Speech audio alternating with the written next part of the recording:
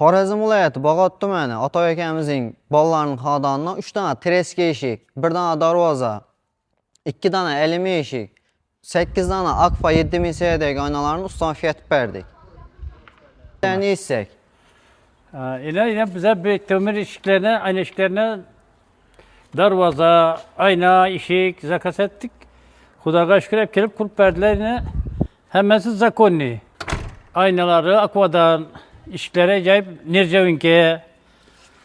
Vaktinde hep gelip bize koyup verdiler cayla cayna.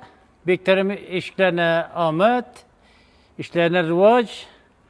Kolları dert görmesi ustaları, bereket tapsınlar. İşi cay iş aktık. Senem ustalara rahmet de. Haydi. Ustalara rahmet de. Size hem katta rahmet, şu xonadonlarda yaxshi villa bo'lsin hamisha. Rahmet, bereket tapınlar. Rahmet.